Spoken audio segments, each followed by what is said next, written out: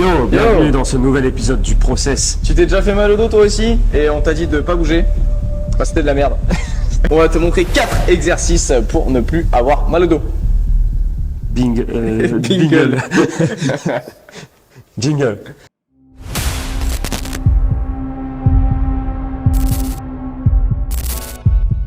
Donc, premier point, savoir faire l'état des lieux de son mal de dos. Le mal de dos peut soit être une cause, soit une conséquence. La plupart du temps, c'est une conséquence de mauvais mouvements faits pendant des années et ça peut être au mauvais moment. Souvent, on a tendance à accuser le mouvement que l'on fait à la salle de sport ou autre, mais souvent c'est antérieur au mouvement qui vous a blessé. Il y a aussi beaucoup de choses qui rentrent en jeu, possiblement des problèmes de cheville, des problèmes de genoux, de hanches, de bassin, d'épaules, etc.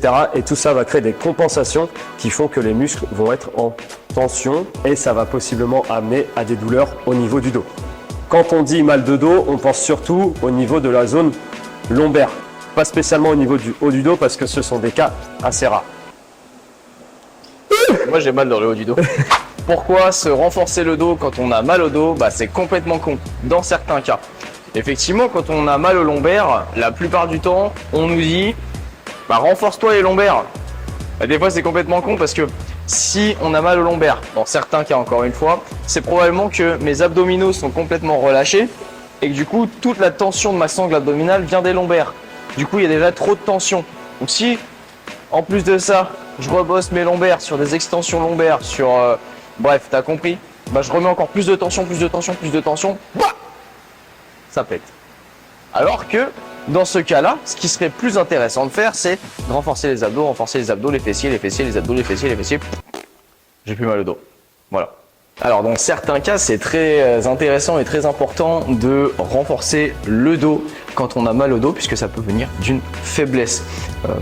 On peut penser par exemple dans le haut du dos, quand j'ai une petite douleur dans le haut du dos. Moi je me rappelle, je me suis flingué sur des front squats comme un gros débile il y a 2 ans maintenant et ça dure toujours, je suis toujours bloqué. Ça vient peut-être d'un manque de force au niveau de ma posture sur un front squat. J'ai pas réussi à garder mon dos bien droit, ça peut être très très intéressant de venir le renforcer avec des exercices spécifiques, dynamiques ou isométriques. D'autres exercices comme le rowing, bref, vous avez compris. Des fois, ça peut être très intéressant de venir renforcer, mais c'est pas forcément la zone qui fait mal qui est à renforcer. Troisième et dernier point, on va vous présenter du coup les 4 exercices que vous pouvez faire pour limiter votre mal de dos. Premier exercice, le reverse hyper. Que ce soit en dynamique ou en isométrique, vous allez vous renforcer la zone lombaire. De préférence, utilisez l'isométrie si vous vous êtes déjà flingué le dos parce que ça va nécessiter des charges très légères, en plus de limiter un petit peu les contraintes au niveau musculaire. Et par contre, si vous voulez avoir des lombaires solides, avoir des lombaires de bœuf, et dans ce cas-là, je vous conseille le dynamique parce qu'il n'y a rien de mieux. Deuxième chose, ça va aussi étirer votre zone lombaire puisqu'on va avoir une décoaptation au niveau de cette zone. Deuxième exercice de ce top 4, le bent row.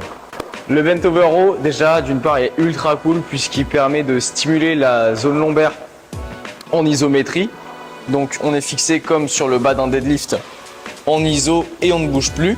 Et ensuite, il permet de travailler les membres supérieurs, postérieurs en dynamique. Donc, c'est très cool. Il va travailler un petit peu trapèze, rhomboïde, fixateur des omoplates, bref, un petit peu tout le haut du dos qui est très sympathique. Ensuite, vous pouvez varier un petit peu les muscles qui vont rentrer en ligne de compte avec l'inclinaison du buste, avec l'écartement de vos mains sur la barre ou sur vos haltères, vos machines, bref, ce que vous voulez. Et ce qui est très cool aussi, on peut le faire en isométrique, qui va apprendre à votre corps à rester bien droit, même si c'est lourd sa mère. Troisième exercice, le deadlift ou ses variantes au kettlebell. Ces exercices-là vont permettre une sollicitation des bons muscles qui doivent être recrutés lorsque l'on soulève une charge, qui sont les fessiers et les ischios. Travaillez votre ressenti musculaire sur les exercices comme le deadlift ou le kettlebell hinge va tout simplement renforcer ces muscles-là et à prendre conscience que les lombaires ne doivent pas spécialement être moteurs de tous les mouvements que vous faites lorsque vous soulevez une charge. Quatrième exercice de ce top 4, c'est le Pallof Press ou alors toutes les versions, les variantes en Pallof. Puisqu'en fait, ça permet de travailler l'anti-rotation. Donc, votre sangle abdominale, elle est aussi composée de vos obliques.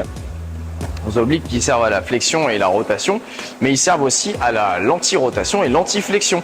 Donc du coup, voilà, c'est un exercice qui va bosser majoritairement ça et vous apprendre que quand un truc vous tire dans un sens ou dans l'autre, et ben qu'il faut pas forcément y aller.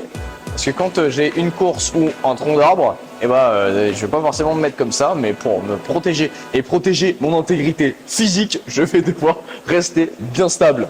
Bien sûr, ce top 4 n'est qu'une surface émergée de l'iceberg. Il y a de multiples exercices que nous pratiquons et faisons pratiquer à nos clients et clientes bien aimés. Notamment le Jefferson Curl qui est beaucoup décrisé, mais bien que très utile. Tout à fait, puisque dans un premier temps, il vous permettra de renforcer tout ce qui est Érecteur. Je cherchais le mot. Érecteur et fléchisseur du rachis. Problème d'érecteur. Exactement. Du rachis.